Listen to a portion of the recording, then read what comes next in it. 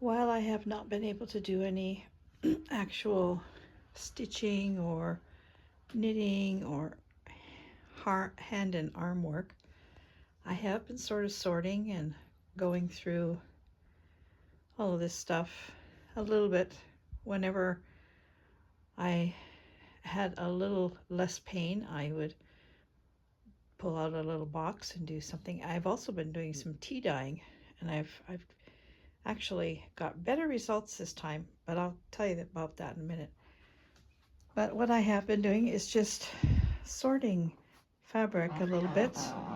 Squeaky floors. And I'm in the process of clearing out the nook, which has been all winter long a heck of a mess, and it still is a heck of a mess. There's a bunch of stuff in there that I have to sort through, and this is all paper stuff. I got to sort through that. But what I want to do in here is, this is going to be my overflow for my plants that I'm going to be starting, which is coming up pretty soon. I've set up my greenhouse. It doesn't have the cover on it yet, but I wanted to show you these. Do you remember the video last fall that I made where I was outside and I was pulling my geraniums out of the pots, shaking them off and throwing them in paper bags? It was an experiment. I was going to see if I could overwinter them. Well, here they are. There was, when I went down into my cold room the other day, and I didn't go for this purpose, I don't know why I was going in there, but I thought, oh, I should check them. And there was, right down on the very bottom, there was tiny little buds on some of these stems. So I thought, you know what, I'm going to pot them and I'm going to bring them up. And here they are. I'm so excited. This experiment actually worked. So the idea is, and I grew these from seed last year. I have another pot downstairs. I got to bring it up too. The idea is that now when I plant these outside, they're going to be already well adjusted to my climate in my yard, and they're going to be even more hardy, more productive, and already, like, I just brought these up a week ago and already they've just went crazy. All this new shoots, they're so healthy. So I will do this again. I'm going to try and save these for years to come because these are really nice ones, but I'm also going to start some new ones as well. These are all sort of a real hot pink. So I've ordered seeds for red, white, and coral, and one that's sort of a variegated, and I'm going to start a bunch of new seeds to mix with these. So I'm really excited. This was an experiment that worked. There's my one amaryllis. This is the new one that I bought this year. The one that was red and double was beautiful. It's going to go outside in the spring too. So this is all I've got up here right now. I'm doing repair on this little table, and this is quite interesting because my dad made this little table. I'm going to see, oh, I think it's dry. I'm just going to turn off the camera for a second and I'll come back. I just wanted to show this to you. This is really old. I don't know, it's older than I am. I'm 68. It's older than I am. My dad made this, I think, in the 40s. And it's, well, it's a little table for the bed. And it was made for, no, I guess it was maybe made in the 50s. It was made for my grandma. She was ill, and my mom looked after her in our home. And she was in a hospital bed in a room in our house, and my mom cared for her until she couldn't care for her anymore. And then just before she passed away, actually, they moved her into the hospital and she passed away in the hospital. But my mom looked after her for a couple of years and she was completely bedridden. And this was my dad made this little table for her so she could eat her meals in her bed. So I'm going to show you how it works. It's really cool. So the little legs fold down, just like I had just done. They fold down into here. And this is the table. But you put the legs up like this. And then you turn it over. And it's a table for Actually, it can go either way.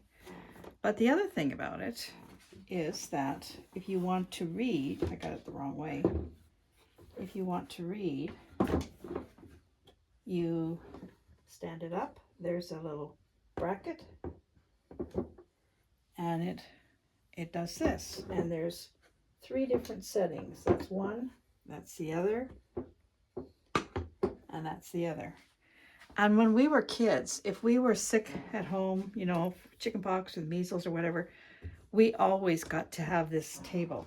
After my grandma passed away, this was the table. Every one of us children used this table all through our childhood. And when my dad, after my mom passed away, a few years later, my dad sold his house and he moved to British Columbia. And I was over there helping him go through things and, you know, clean up the house and stuff. And I saw this and I didn't even ask. I just took it because I just had such wonderful memories of this little table when I was sick, if such a thing, because I was a drawer and a reader and I wrote stories and I was very attached to this table. So it was broken. This little thing here had come off and I lost it. And the other day I was looking through a bunch of stuff and I found it. So I thought, I'm going to fix this and I'm going to use this. I'm going to take this downstairs and I'm going to use this little contraption when I'm sitting in my chair stitching. How wonderful is that going to be? I'm going to wash it and clean it up. I'm not going to paint it. I mean, it could do with a coat of paint, but I'm not, I mean, there's a piece of tape there. I'm going to leave that. This is all just how it was.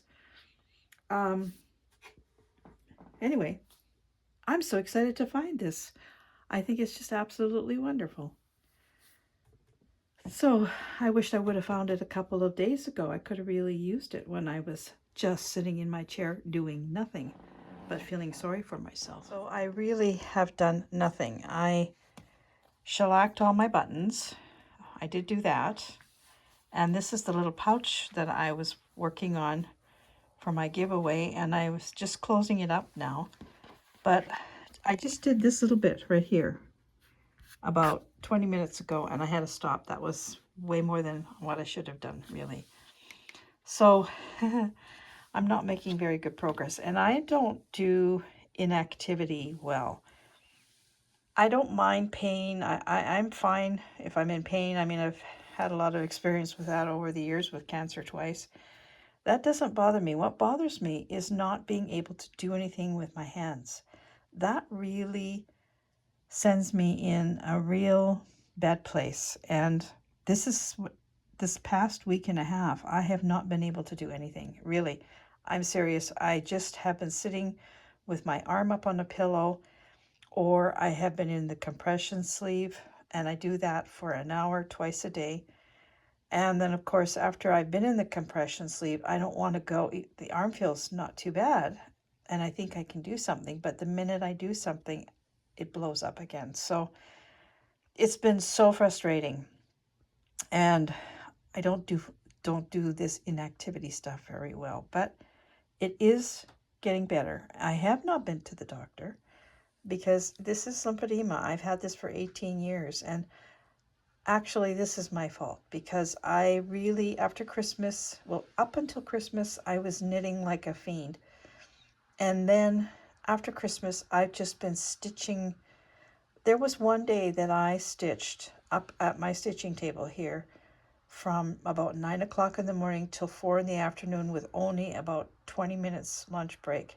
I did not stop.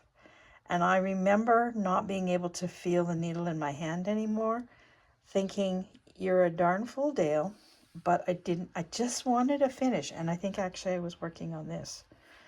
So this is my fault, and I'm paying the price, and I'm not going to whine about it, but it has been frustrating.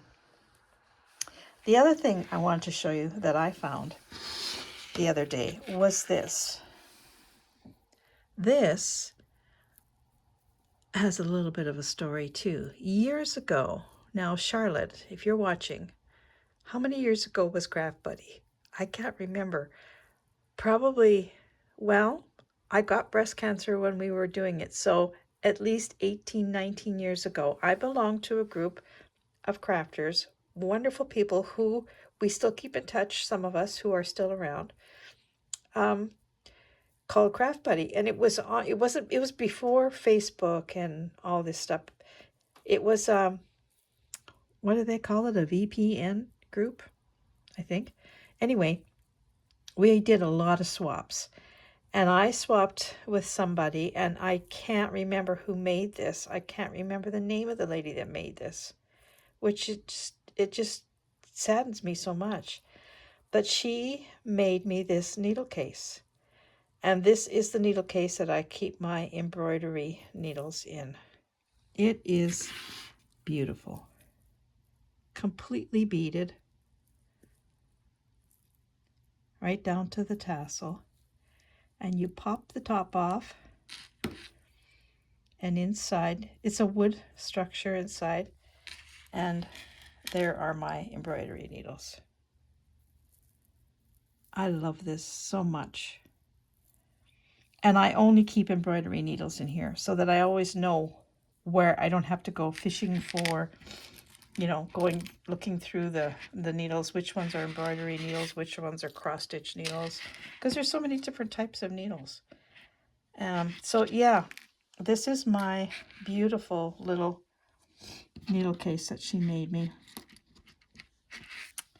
And I can't remember what her name was. And I can't remember what I swapped her for. What did I make for her? I think I made her an angel, a crocheted angel, a big one. I think that's what I did. Because at that time I was doing big crocheted angels. Yeah, so anyway, another wonderful thing to find. I had misplaced it, and I was just using a needle book that I had made myself. But I'm so glad that I got this now. So back to my embroidery needles are all going to be in here. And my slow stitch needles, one and the same. And in there was this nice big one, which I really needed for this. This isn't even thread. This is more of a cord that I'm doing this stitch with to close this up. So anyway, that's been the sum total of my last week and a half. Tomorrow we're going away for the day, and I'm really looking forward to feeling better and getting back to Molly. I had to stop completely with that. I couldn't even use the sewing machine. It just anyway. One more thing that has happened since I last saw you was, and I don't even remember if I told you about this or not, I got a new spindle. So I think I did tell you in my last video.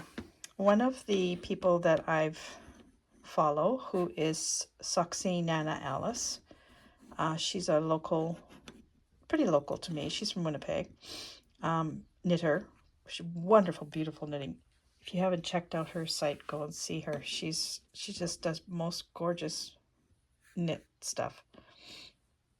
She had a spindle made by a person, and I admired hers, and I asked her for the name, and she connected me to the fellow who made hers, and he made me one. So I just got it. I did try and spin, but with this arm the way it is, I couldn't really manage it. But I got my fiber out, and as soon as my arm is better, completely better, I'm not going to do anything to kind of set me back right now. But yeah, this is a Turkish spindle, all completely handmade, and his wife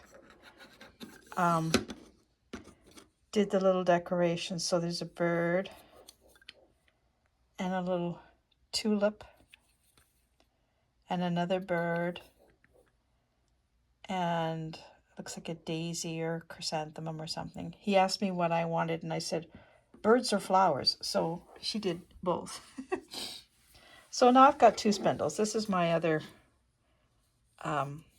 spindle, and actually I have another one. I have a really, really small one. This came from Charlotte, and this tiny little one about this big from Charlotte as well. Yeah, from back in the Craft Buddy days. This was a swap from Charlotte, a spindle, and some fiber. So anyway, that is, like I said, the sum total of my week. And hopefully I'll be able to do something a little bit more exciting in the days to come. These little buttons did turn out absolutely gorgeous. I decided to use one of my buttons on here. They shone up nice. They're hard. They're fantastic. So I'm going to make some more buttons and do some different colors. I think I want to do some, I want to make some for my, one of those bags that I made, that blue jean bag. So I'm going to do some that'll go with blue jeans. Maybe do some different kind of painting on them or something. But for right now, I'm just going to go with what I've got. So I'm going to leave you with this and that and that and a fairly clean craft room. It should be clean, shouldn't it? Because I haven't been able to do anything. Oh well, that's the way life goes. So thank you so much for watching, and I will see you really soon, I hope. Take care, everybody. Bye for now.